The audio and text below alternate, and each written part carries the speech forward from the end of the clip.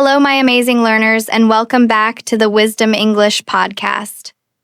My name is Sarah, and welcome to Day 5 of our 10-part series, Stop Overthinking, Start Speaking. I want to give a huge congratulations to everyone who is following along. Your commitment to building an active vocabulary is truly inspiring. Yesterday, we learned how to collect new English words and make them our own. But what's the next step? How do we use these words to make our speaking less boring and more interesting? Do you ever feel like your sentences are just facts? For example, I went to a cafe. I drank coffee. The coffee was good. It's grammatically correct, but it's boring. It has no life, no color, no emotion. Today, we are going to fix that. We will learn how to make your English sentences sound more natural and interesting by mastering the power of adjectives and adverbs. And make sure you stay with me until the very end, because I'll reveal the simple secret that will help you create a deep, emotional connection with anyone you speak to. So, why are adjectives and adverbs your new superpower in English? Think of it this way. Basic nouns and verbs are like a black and white drawing. They show you the shape of the idea. The man walked down the street. You can see the picture in your head, but it's simple. It has no feeling.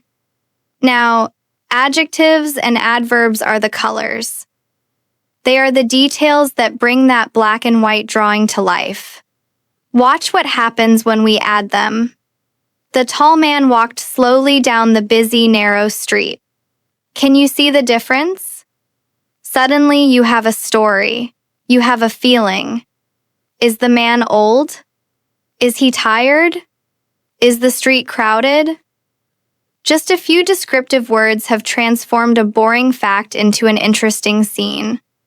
This is what native speakers do automatically. We use adjectives and adverbs to paint pictures with our words. When you learn to do this, you stop just reporting facts and you start sharing experiences. Your English becomes more vivid, more emotional, and much, much more engaging.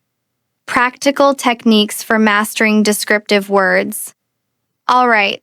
Let's learn some practical techniques to start using these color words in your own speaking, naturally and confidently.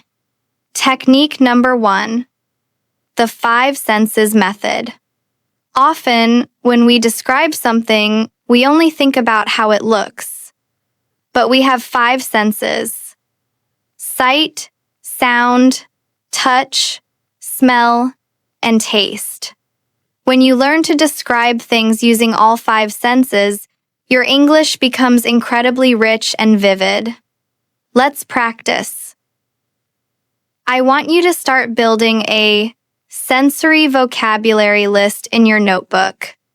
For sight, you can use adjectives like bright, dark, colorful, shiny, huge, tiny.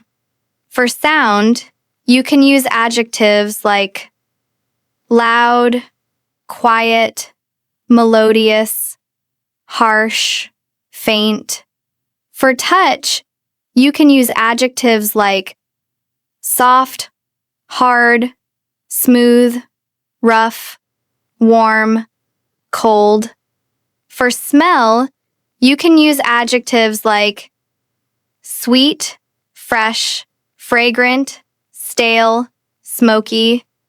And for taste, you can use adjectives like sweet, sour, salty, bitter, delicious. The next time you want to describe something, don't just think about how it looks. Think about all 5 senses. For example, instead of just saying, I went to a cafe, try to describe the full experience. I went to a cozy little cafe. I could hear the quiet music and the loud sound of the coffee machine. The air had the sweet smell of fresh pastries. My coffee was hot and a little bitter, and it was delicious. Can you feel the difference? You have transported your listener into that cafe with you. Technique number 2, the adverb upgrade. One of the fastest ways to make your English sound more advanced is to upgrade your adverbs. Many learners get stuck using the word very all the time. The movie was very good. I was very tired. The building was very big. This is correct, but it's not very powerful. I want you to learn to replace very plus a basic adjective with a single, more powerful, strong adjective. This will make your speaking more dynamic and impressive. Let's look at some common upgrades. Instead of very good, you can say fantastic, amazing, wonderful, excellent, superb. Instead of very bad, you can say awful, terrible, horrible, dreadful. Instead of very big, you can say huge, enormous, gigantic, massive. Instead of very small, you can say tiny, minuscule. Instead of very tired, you can say exhausted, drained, worn out. Try it now. Think of something you did yesterday. Instead of saying, it was very good, try using a strong adjective. Yesterday, I had a fantastic dinner with my family. Doesn't that sound so much better? Technique number 3. Mastering adverbs of manner. Adverbs of manner are often the words that end in lie, and they are essential for adding emotion to your verbs. They describe how an action is done. This is how you show the listener your feelings without even saying, I feel happy or I feel sad. Look at how the entire feeling of a sentence can change with just one word. She closed the door. This is just a fact. She closed the door quietly. Maybe she is being secretive or she doesn't want to wake someone up. She closed the door angrily. Now we know she is upset. We can almost hear the loud bang. She closed the door sadly. Maybe she is leaving and doesn't want to go. Learning to use these adverbs will add a huge amount of emotional depth to your speaking. I want you to start paying attention to them when you listen to native speakers. How do they describe actions? Do they walk quickly or slowly? Do they speak loudly or softly? Do they work diligently or lazily? Technique number 4. The show don't tell principle. This is a classic piece of advice for writers, but it is a superpower for speakers too. Telling is when you state a fact or a feeling directly. Showing is when you use descriptive language to create a picture in your listener's mind and let them feel the emotion for themselves. Let me give you an example. Telling, I was happy. This is boring. Showing, I couldn't stop smiling. My heart felt so light like it was floating. This makes your listener feel happy with you. Here's another one. Telling, the room was messy. This is a simple fact. Showing, there were clothes piled high on the chair, books scattered all over the floor, and empty coffee cups on the desk. Now, your listener can see the messy room in their mind. When you show instead of tell, your English becomes much more engaging and memorable. You are not just giving information.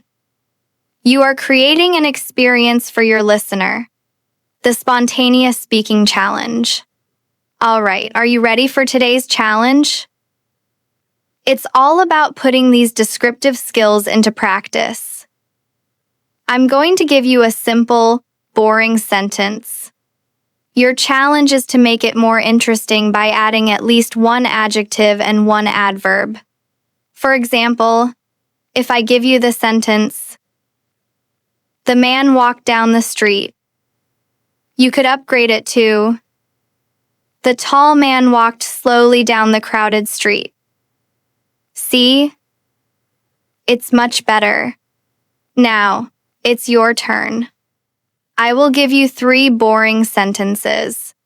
I want you to choose one, pause the podcast, and say your new, more descriptive sentence out loud. Ready? Here are your sentences. Choose one. 1. The cat sat on the mat. 2. She drank her tea. 3. The car drove down the road. Choose one and upgrade it now. 30-second pause for your practice. Excellent work! I'm sure you came up with some wonderfully descriptive sentences. This is a fun game you can play anytime to practice making your English more colorful. Shifting your mindset for confidence. To truly master descriptive language, you need to shift your mindset. I want you to stop seeing the world in simple facts and start seeing it in details. I want you to become a sensory detective. As you go about your day, I want you to pay close attention to the world around you. What do you see? But also, what do you hear? What do you smell? What do you feel? When you drink your morning coffee, don't just drink it. Ask yourself, how does this smell? Rich and aromatic. How does it taste? Strong and a little bitter.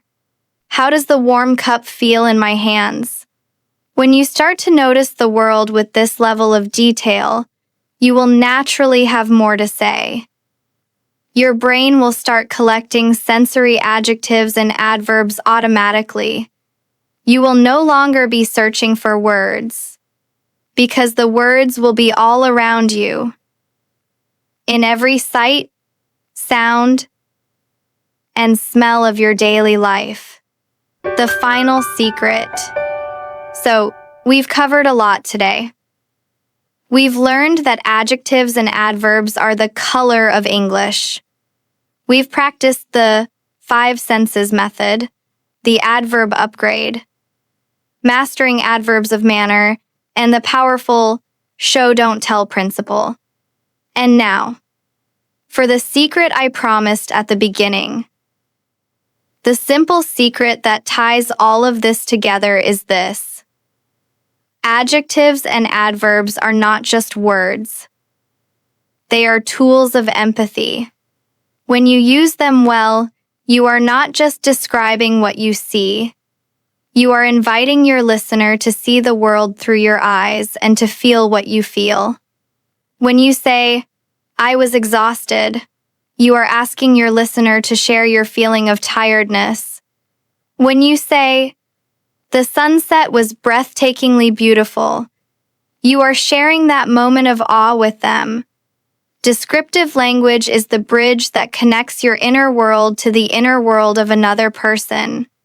It is the essence of true connection. So, my challenge to you is this. For today, I want you to find one simple sentence you have said or thought, and I want you to upgrade it. Add a strong adjective or an interesting adverb. Take a black and white sentence and turn it into a color sentence. Share your before and after sentences in the comments below. Join me tomorrow for day 6, where we will learn some powerful frameworks to structure your thoughts so you can speak with incredible clarity. Please like, share, and subscribe to the Wisdom English podcast channel to watch our next videos.